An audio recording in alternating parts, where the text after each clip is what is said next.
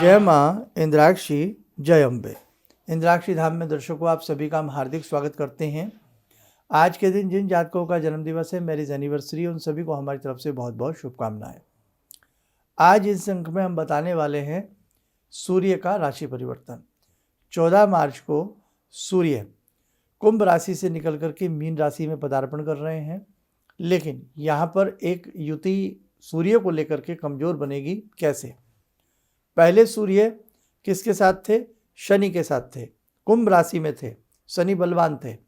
अब सूर्य मीन में जरूर जाएंगे 14 मार्च को, लेकिन राहु के साथ युतिबद्ध होकर के पुनः कमजोर इस अवस्था को प्राप्त होंगे। आपकी जन्म पत्रिका में जहाँ जहाँ ये युति गोचर करेगी, ये युति बनेगी तो हमेशा राहु के साथ ही 1 माह के लिए, लेकिन किस भाव में बनेगी उस भाव को ये कमजोरी देंगे। अभी आपको डिटेल के साथ समझा देता हूँ, आपको सब्जेक्ट समझ में आ जाएगा। पहले आज का हम पंचांग देख लेते हैं। 9 मार्च सन 2024, दिन शनिवार, संवत 2080, फाल्गुन मास, कृष्ण पक्ष, तिथि चतुर्दशी, नक्षत्र धनिष्ठा, राहु काल 9 से 10:30, दिशा सूल पूर्व दिशा। आज जैसे कि हमने पढ़ा है पंचांग में 9 मार्च है और ये युति बदल रही है 14 तारीख को। हमने 7-8 दिन पहले आपको बताया है ताकि आप उपाय कर सकें। सूर्य के साथ ग्रहण लगना हमेशा अमंगलकारी होता है, कमजोर होता है। सूर्य जब भी राहु के साथ विद्यमान होंगे या राहु सूर्य के साथ विद्यमान होंगे तो ये ग्रहण की युति बनती है और वो युति कहीं ना कहीं हमारे जीवन के लिए शुभ नहीं होती है। पंचमी तिथि रहेगी 14 मार्च की, भरणी नक्षत्र रहेगा, बृहस्पतिवार का दिन है। 12:36 के आसपास दिन में सूर्य राशि बदलेंगे, तो उस समय ग्रहों की क्या स्थिति होगी एक नज़र आप वो भी डालें। हमने मेष लगन की कुंडली बनाई है। लगन में ही बृहस्पति और चंद्रमा, छठे घर में केतु, दशम में मंगल, एकादश में शनि और शुक्र, द्वादश भाव में बुध, राहु और सूर्य की युति रहेगी मीन में। तो कहने का भाव ये आपने देखा कि सूर्य जब राहु के साथ बैठेंगे तो ग्रहण तो बनाएंगे। अब ये अगर किसी के द्वितीय भाव में युति जाती है, यानी कि किसी साधक का यदि कुंभ लगन है तो कुंभ लगन के हिसाब से मीन राशि कहाँ आएगी? द्वितीय भाव में आएगी। नेत्रों के लिए, कंठ के लिए, नेत्र कंठ और उसके साथ साथ किसके लिए? आपके पैसे के खर्च के लिए ये युति अच्छी नहीं होगी। लगन में रहेगी, फेस वैल्यू को कमज़ोर बनाएगी। आपके कहीं ना कहीं वादे टूट सकते हैं या दूसरा व्यक्ति आपके साथ वादा खिलाफी कर सकता है।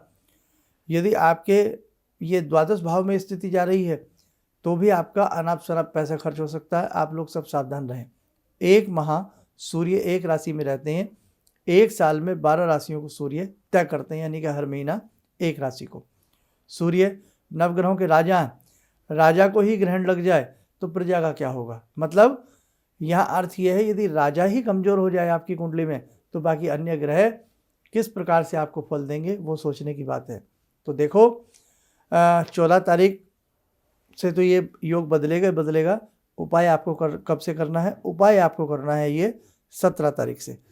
17 तारीख से होलाष्टक भी लग रहे हैं, दिन है रविवार का। चूँकि सूर्य राहु के साथ हैं इसलिए ये उपाय सूर्य के दिन ही बनता है और इस बार इसके लिए उपाय हमें राहु का भी करना पड़ेगा ताकि ये स्थिति मेंटेन हो, आपके ऊपर इस स्थिति का कोई भी बुरा असर ना पड़े। ठीक है, अब आप उपाय नोट करिएगा। आपको केवल 3 रविवार एक उपाय करना है और बहुत महंगा उपाय नहीं है और बहुत आसान तरीके से आप कर सकते हैं। कैसे? 5 मुट्ठी गेहूँ लें और जब 1 मुट्ठी गेहूँ उठाएं तो आप 5 बार ओम ह्रीम सूर्याय नमः, सबको ये मंत्र याद है, ओम ह्रीम सूर्याय नमः, ओम ह्रीम सूर्याय नमः बोल करके 1 मुट्ठी गेहूँ कहीं प्लेट में, तस्तरी में कहीं भी रख दें। फिर 5 बार मंत्र पढ़ें, 1 मुट्ठी गेहूँ रख दें। फिर पुनः 5 बार मंत्र पढ़ें, 1 मुट्ठी गेहूँ रख दें। 5 मुट्ठी गेहूँ लेना है आपको, या फिर सीधा 500 ग्राम गेहूँ लें और आप 31 बार इस मंत्र को पढ़ के पक्षियों को ये अनाज डाल दीजिए। ओम ह्रीम सूर्याय नमः, सूर्य भगवान की कृपा रहेगी।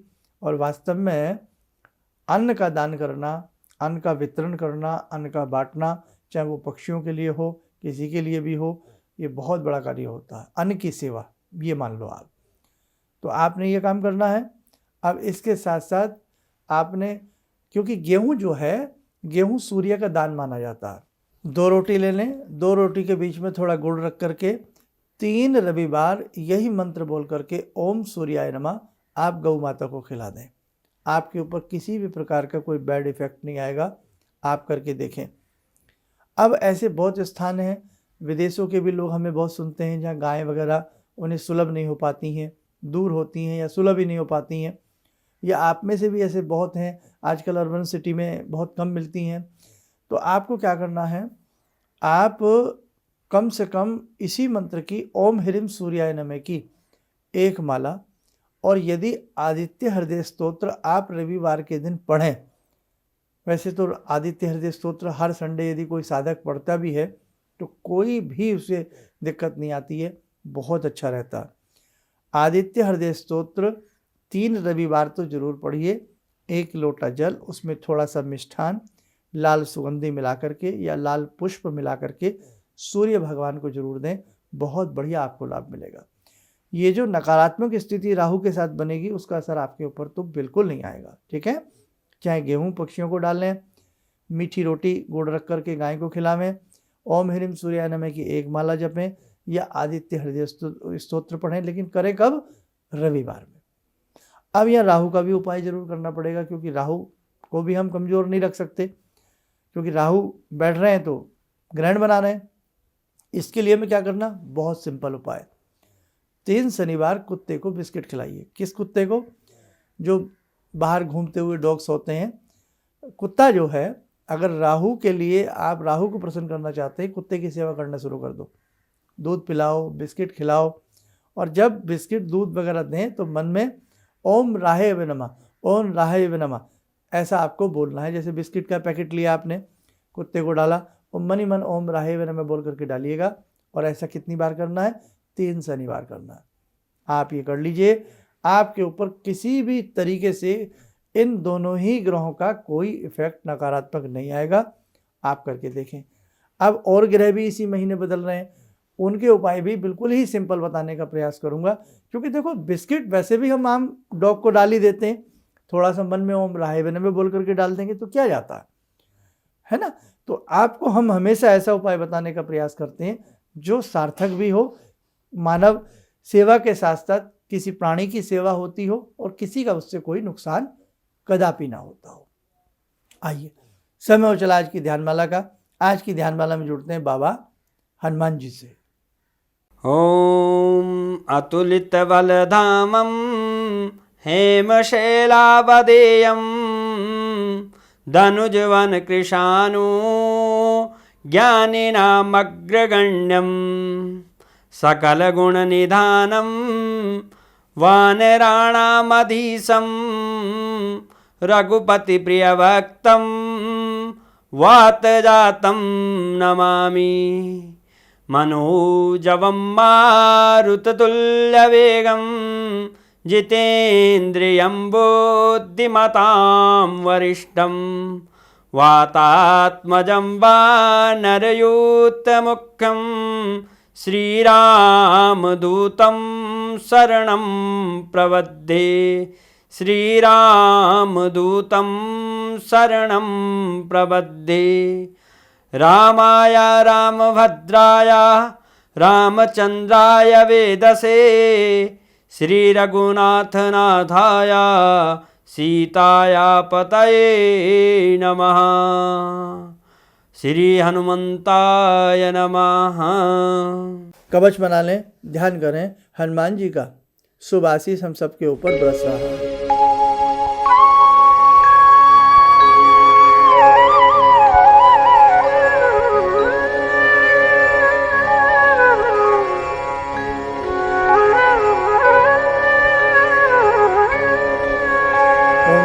नेत्र खोलें, सामान्य हो जाएं। देखो साधकों, छोटे छोटे उपाय हैं, जीवन में एक बहुत बड़ा परिवर्तन ले आते हैं, इसलिए आप आलस्य न किया करें। जो भी हम इस प्रकार की चीज़ें आपको बताते हैं वो आपके हित के लिए होती हैं, आपके भले के लिए होती हैं।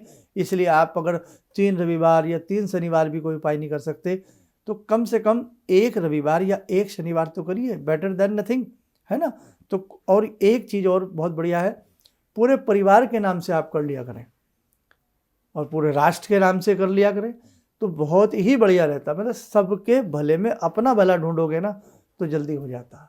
चलिए, आप सब स्वस्थ रहें, सुखी रहें। इन शुभकामनाओं के साथ हम अपनी वाणी को विराम देते हैं। जय जय अम्बे। तो आपका मैं रेगुलर में देखता हूँ 6:30 बजे का, यानी हवा निकाल के टाइम। तो आपने एक मंत्र बताया था, ओम वैश्यमुखी राजमुखी स्वाहा।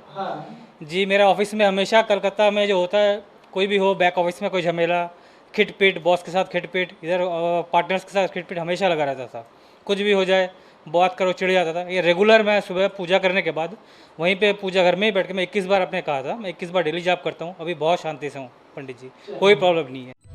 किसी भी समस्या के समाधान के लिए मिले प्रसिद्ध हस्तरेखा एवं वास्तु विशेषज्ञ प्रोफेसर धर्मेंद्र शर्मा जी से। नोट: शिविर में भाग लेने हेतु एवं व्यक्तिगत रूप से मिलने के लिए कॉल करने का समय सुबह 10 बजे से शाम 6 बजे तक। हमारे विभिन्न ज्ञानवर्धक कार्यक्रम देखने के लिए आप हमें अभी सब्सक्राइब करें, बेल आइकन को प्रेस करें ताकि आप देख सकें हमारा कार्यक्रम सबसे पहले। और अधिक जानकारी के लिए फेसबुक पेज को लाइक करना न भूलें।